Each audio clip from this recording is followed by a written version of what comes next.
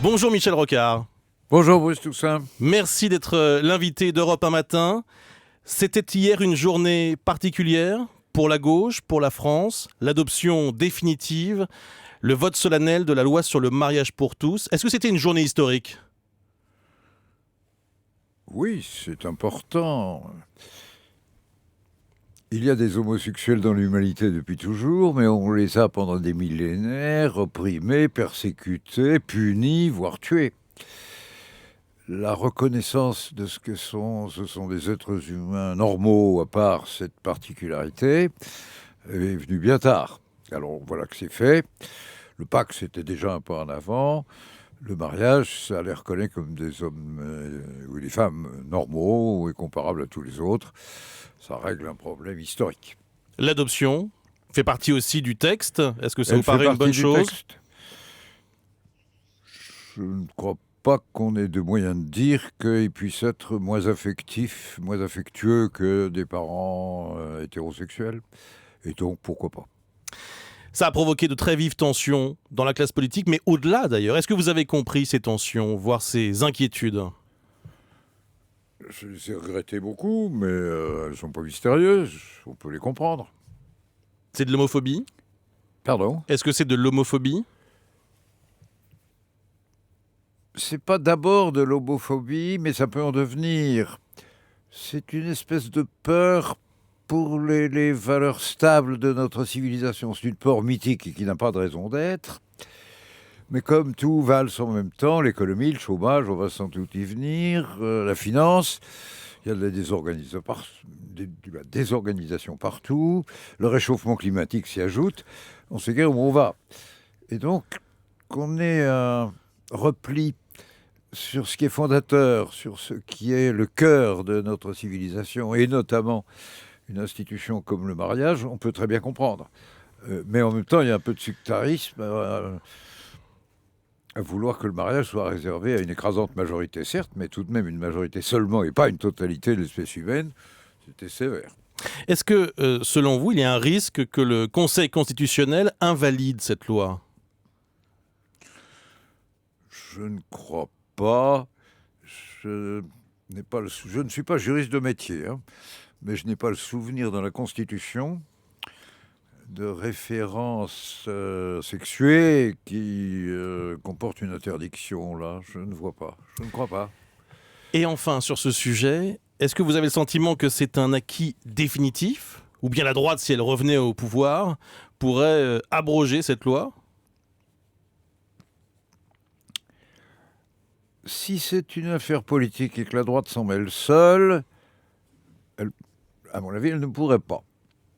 Si le réflexe de crainte qui se répand dépasse la droite, ça pourrait arriver. Donc il va falloir que tout le monde se calme, qu'on la respecte et qu'il n'y ait pas trop d'incidents à l'occasion de son application. Votre livre s'appelle « La gauche n'a plus le droit à l'erreur ». Il est paru chez Flammarion. C'est un succès. Il y a plus de 35 000 exemplaires déjà vendus. Alors justement, à propos d'erreurs, quelles ont été les erreurs de François Hollande et de la gauche pour cette première année de quinquennat, selon vous ? L'erreur principale n'est pas propre à François Hollande, tout le monde l'a commise. Ça date de temps de la campagne électorale. Parce que je vous rappelle que les deux candidats principaux, Nicolas Sarkozy et François Hollande, annonçaient tous les deux que si on votait pour eux, et compte tenu de la sagesse et de la modération probable de leur futur gouvernement, dans les deux cas, on retrouverait la confiance et donc la croissance. Les deux l'ont dit. Il y a une petite aggravation à gauche, puisque François Hollande avait pris en charge et présenté un document du PS qui expliquait que ce serait 2,5% par an pendant 4 ans. Je ne comprends pas comment ils ont pu faire ça. Parce que la vraie faute n'est pas chez ces hommes qui ne sont pas des économistes, ni Sarkozy, ni Hollande. La vraie faute, elle est chez les économistes qui se sont allés à ces prévisions que tout démentait. Et si vous vous souvenez bien, j'étais furieux, je l'ai fait savoir à l'époque, et j'ai désapprouvé ce pronostic, même pendant la campagne électorale. Parce que je trouve dangereux de donner aux gens des espérances vouées à être désavouées. Or, les faits parlaient. Et les faits parlent toujours, d'ailleurs, brutalement. Nous sommes en stagnation longue. Ouais. Donc la perspective de baisse du chômage pour la fin 2013, ça vous paraît un objectif inaccessible ? Peut-être pas, mais beaucoup de remarques là-dessus. D'abord, nous ne sommes pas seuls. Le chômage en Espagne est beaucoup plus fort que le nous, et en Italie, à peu près équivalent. En Grande-Bretagne également. Première remarque. Deuxième remarque, il ne faut pas oublier qu'au-delà du chômage s'ajoute la précarité. On la compte moins, mais elle concerne 2 fois plus d'effectifs. Il doit y avoir 5 millions de demandeurs d'emploi maintenant, il y a 10 à 12 millions de précaires en plus, qui manquent de pouvoir d'achat. La somme des deux explique qu'il n'y ait pas assez de consommation et que la croissance ait disparu, que ce soit stagnant. C'est la deuxième remarque. La troisième remarque, c'est que ce ralentissement de l'économie, il est mondial dans tous les pays développés. La montée du chômage et de la précarité, elle nous est commune à tous, absolument à tous. C'est quand même très frappant. Et donc, nous avons un problème qui est largement collectif. La part de la France, elle n'est pas nulle. Nous avons un peu plus de chômage que les Allemands. Les raisons sont connues, repérables. Mais l'Allemagne est entrée en stagnation à la fin de l'an dernier. Et donc, la perspective n'est pas celle d'une exception allemande tendant à se confirmer. J'ai vu aujourd'hui des nouvelles un petit peu différentes, je ne les crois pas encore. Moi, je sais l'Allemagne en récession depuis 4 mois, donc on est un peu tous dans le lot. Ça veut dire, Michel Rocard, qu'il n'y a pas de solution française ? Il n'y a sûrement pas de solution qui soit que française. Mais en France, nous avons un blocage particulier. Je vais vous donner 2 chiffres. Aujourd'hui, ceux qui ont du travail, c'est-à-dire que j'exclus tous ceux qui n'en ont pas du tout, qui ne travaillent pas du tout, qui sont chômeurs totaux. Si on prend la moyenne de tous les autres et qu'on regarde combien de temps ils travaillent, nous sommes à 36h30. Aujourd'hui, enfin à la fin de 2012, le même chiffre pour la mine, c'est 30 heures. Ça fait une différence énorme, 6h30 de travail moyenne en plus. Et du coup, nous avons, 5 millions de demandeurs d'emploi. Et l'Allemagne, qui en a eu plus que nous, il y avait encore 1 an et demi, est descendue en dessous de notre propre chiffre. Elle est même descendue en dessous de 4 millions, je crois, vers 3 millions et demi. Il va falloir reprendre ce problème. C'est une malédiction en France. La France est le seul pays développé où la loi se soit à 3 reprises et 3 fois pas très bien mêlée de la durée du travail. Partout ailleurs, ça n'existe pas. Ce n'est pas une matière légale. C'est régi uniquement par accord entre employeurs et salariés. Partout ailleurs en pays développés. C'est formidable quand même. Et nous nous débrouillons très mal. Du coup, la loi, c'est un marteau-pilon. C'est un instrument très brutal qui ne sait pas faire de la nuance, qui s'accommode peu de délais. Et la contrainte qui résultait de la loi de Martine Aubry, la deuxième, a été très mal prise. Du coup, on fait une crispation et il y a un tabou. Et du coup, on n'est plus capable de traiter le problème correctement. Moi, j'aimerais que le barème des cotisations sociales, la sécurité sociale, soit révisé, modifié pour être incitateur à la baisse. Et si on faisait seulement ça, on recommencerait à attaquer le problème. Parce que je suis fondé à penser qu'aujourd'hui, si on veut donner du travail à tous, nous avons 5 millions de demandeurs d'emploi. N'oubliez jamais ce chiffre absolument énorme. Si on veut que tout ce monde ait du travail, c'est probablement autour d'une moyenne inférieure à 30 heures par semaine. Il faudra bien aller dans cette direction, progressivement, doucement, par la négociation, jamais par la loi, mais il faudra bien y aller. Michel Rocard, vous avez cité une erreur, j'allais dire originelle, de François Hollande sur les objectifs de croissance. Non, mais une erreur originelle de tous les économistes d'Occident, voilà, de tous les économistes qui en France commise et répétée par la droite et la gauche ensemble. Depuis qu'il est au pouvoir, depuis bientôt 1 an, quelle a été la principale erreur de François Hollande selon vous ? La principale est au tout début, c'est d'avoir passé 4 mois sans parler d'économie, sans adresser un seul discours à ceux qui travaillent et produisent en France, qu'ils soient salariés ou patrons, au sujet de leur travail, de la production et de la perspective. Pourquoi ? Parce qu'il était prêt à contre-pied. La prévision était fausse et il le découvrait. Et donc il a fallu attendre 5 à 6 mois, 5 mois je crois, pour arriver à la première grande mesure qui prenait acte de ce que se passait beaucoup plus gravement et pas comme on le voulait, et qui est le fameux pacte pour la compétitivité. Vous vous souvenez ? C'est une réduction des charges fiscales et sociales des entreprises pour une vingtaine de milliards d'euros. C'est une somme considérable. Ce soulagement était urgent. L'appareil de production français étouffait. Comment expliquez-vous l'impopularité très forte de François Hollande ? Parce que le chômage continue et qu'il avait laissé espérer... Enfin, il était fondé à ce qu'on espère avec lui le contraire, et il a cru vraiment. Mais la crise est plus grave que cela n'avait été dit. C'est ça le problème. Ce n'est pas lié à sa personnalité, à sa façon d'exercer le pouvoir? J'en suis moins sûr. Je ne vois aucune garantie dans le pouvoir trop impulsif et trop personnalisé. J'ai eu plus de respect qu'on a eu en général à gauche pour M. Sarkozy, m'est arrivé de le dire. Je me suis même fait engueuler chez moi. Il n'empêche que cet homme décidait trop tout seul, de manière impulsive, parfois discontinue. Sur l'environnement, par exemple, ce fut une catastrophe. Il sait que je ne pardonnerai jamais la phrase de l'environnement où vous ne trouvez pas que ça commençait à bien faire. C'était pas bien. Nous avons maintenant une procédure de gouvernement plus collégiale. Alors, d'un point de vue médiatique, c'est moins rigolo, puisqu'il y a des comités anonymes, des regroupements de ministres à commenter, plutôt que l'édition d'un seul. Et du coup, toute la presse, notamment par les télévisuels, est plus sévère. Mais laissez-nous travailler en paix, je préfère une collégialité respectueuse. Et le drame, c'est que c'est toute cette collégialité ensemble qui s'était trompée de diagnostic. Mais c'est ça sur quoi il faut revenir. Ce que vous appelez collégialité, ça s'est aussi traduit... Tout le gouvernement, plus ses conseillers. Mais ça s'est traduit aussi par des couacs. On a même parlé d'amateurisme. Est-ce que vous rejoignez ce constat? Dès l'instant que le décideur est un collectif, il peut y avoir des désaccords dedans. C'est une convention commune d'appeler ça des couacs. Moi, j'appelle ça la démocratie. Ouais. Vous l'auriez accepté, vous, en tant que Premier ministre? Vous auriez accepté qu'un ministre dise dans les médias qu'il est officiellement contre vous sur certains sujets? Non, mais là, c'est pas un couac, c'est une indiscipline. C'est pas pareil. Et vous l'auriez accepté? Je ne pense pas. Et d'ailleurs, j'en ai sanctionné au moins 2. Ben oui. Jean-Marc Ayrault aurait peut-être pu faire preuve d'autorité depuis 1 an. La décision dépend du président de la République. Arnaud Montebourg, si vous aviez été Premier ministre, il serait encore ministre? Si j'avais été Premier ministre, je ne suis pas sûr que la situation se serait produite. C'est-à-dire...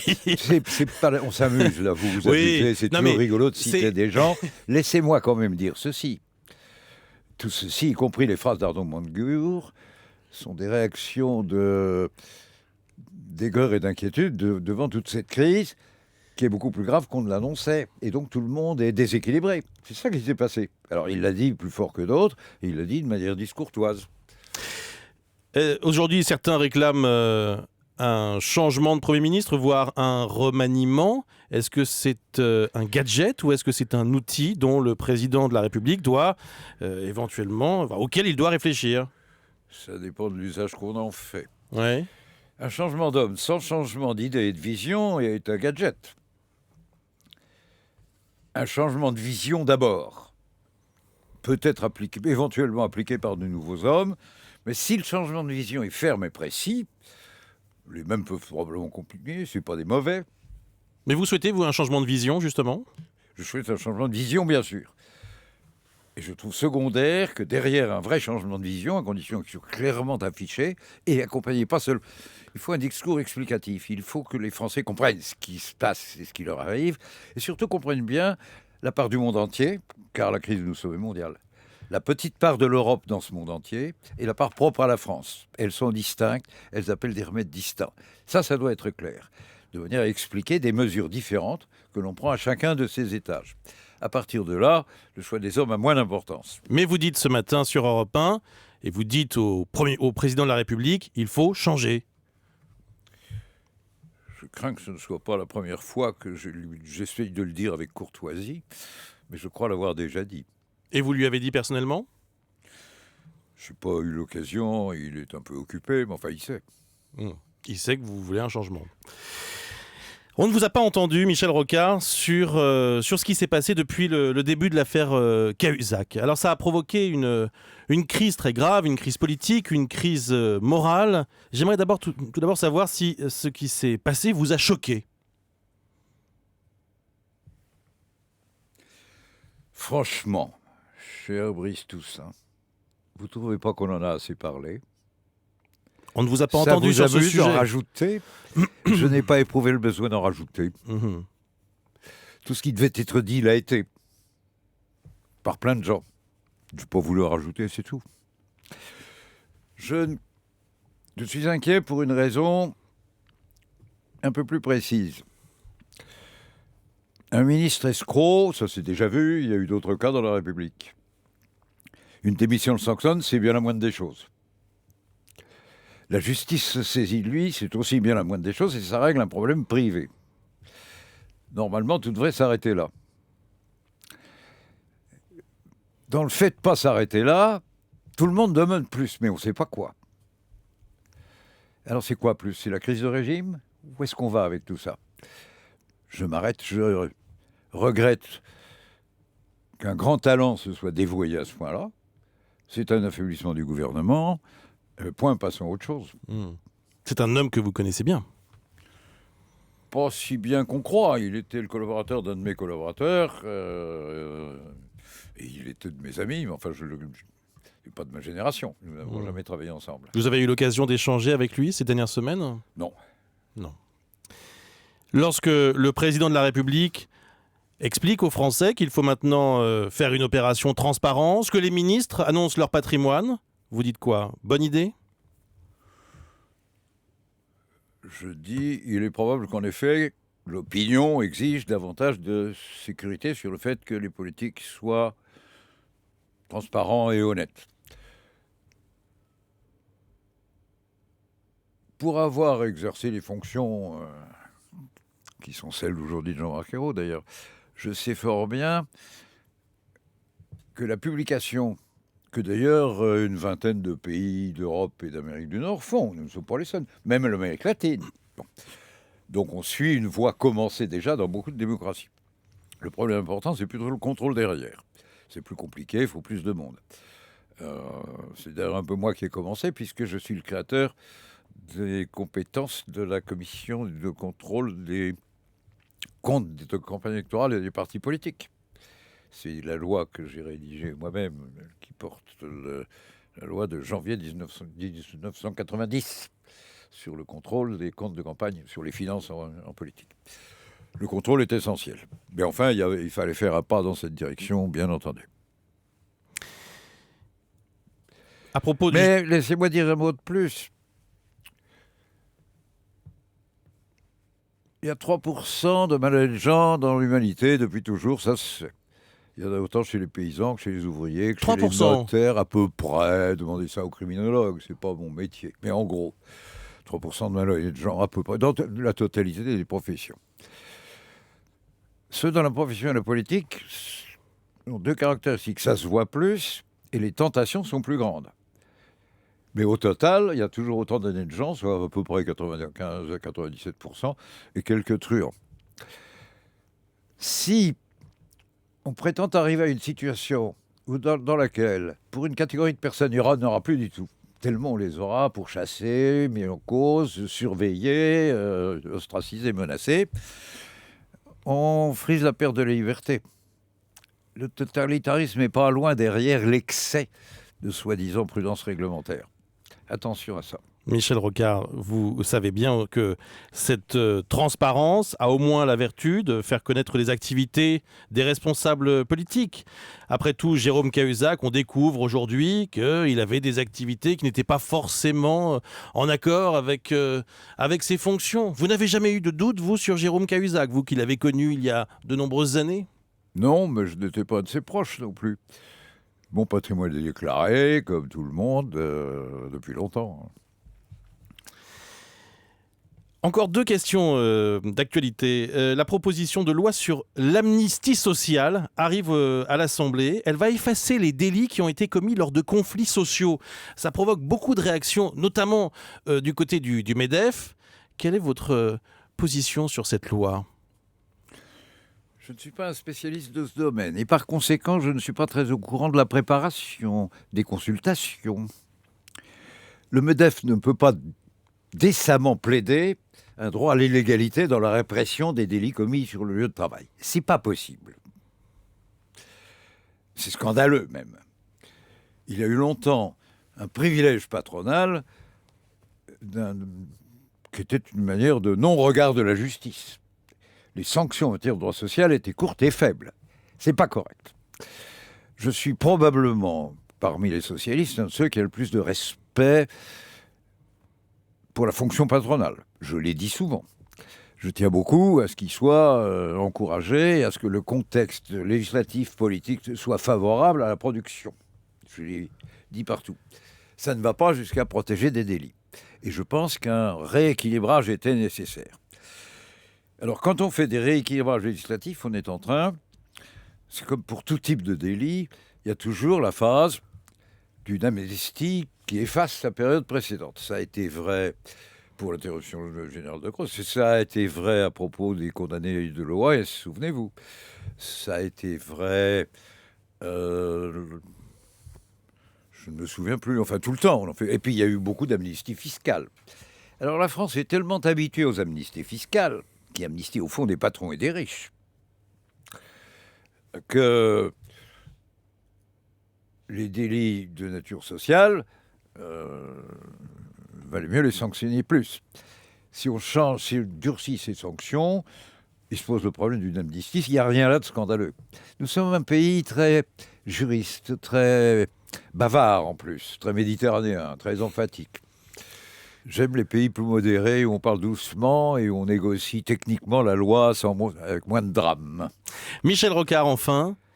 Est-ce que cette deuxième année du quinquennat de François Hollande, qui va s'ouvrir dans quelques jours, doit être marquée par une réforme du système de retraite, selon vous ?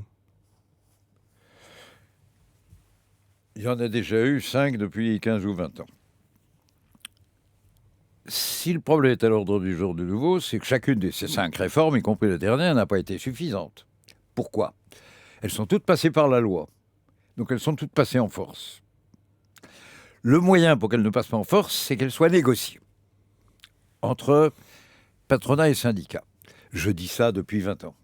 Vous vous rappelez peut-être qu'il y a 20 ans, j'ai produit comme Premier ministre un nouveau contrat pour les générations, c'est-à-dire un livre blanc sur les retraites. En fait, ce livre blanc sur les retraites, j'avais négocié son principe et vérifié l'acceptation du texte par le CNPF de l'époque, qui est devenu le MEDEF, et par la CFDT, Force ouvrière. La CGT n'en avait pas voulu. Mon idée, c'est que tout ça se termine par une négociation. La politique générale du pays a changé. J'ai été licencié peut-être même pour ça, d'ailleurs, qui n'avait pas l'approbation du président. Enfin, bref, on y est toujours. Je préférais que cette fois-ci, dans la ligne de l'accord syndicat-patronat qui vient d'être signé il y a 2 mois. Oui, mais ça, c'est la méthode, Michel Rocard. Mais oui, que faut-il faire ? Est-ce qu'il faut toucher, par exemple, à l'âge légal ? La méthode est qu'ils se mettent à discuter. Mais votre vous opinion, verrez bien à quoi ils touchent. Et votre opinion à vous ? Donc, à partir du moment où je plaide la méthode, et je plaide que la seule chose importante est d'abord la méthode, je m'interdis de donner un avis. Je peux rappeler ce que j'ai écrit 25 fois. Quand on a créé un système de retraite en France, la durée moyenne de vie des hommes était de 65 ans. Il est maintenant de 79. Tout ça ne peut pas être intégralement du temps de non-travail. Mais pour négocier le rallongement des années de cotisation, ce qui est une peine, la compensation devait être négociée sous la forme de la réduction du temps hebdomadaire. Voilà ce que la France n'a jamais été fichue de faire, ce qu'on a toujours raté, parce que nous ne savons pas discuter chez nous. Négocier, l'accord qui vient d'être signé est une première en procédure et en méthode. J'espère qu'on reproduira la méthode. C'est un bon commencement, ça.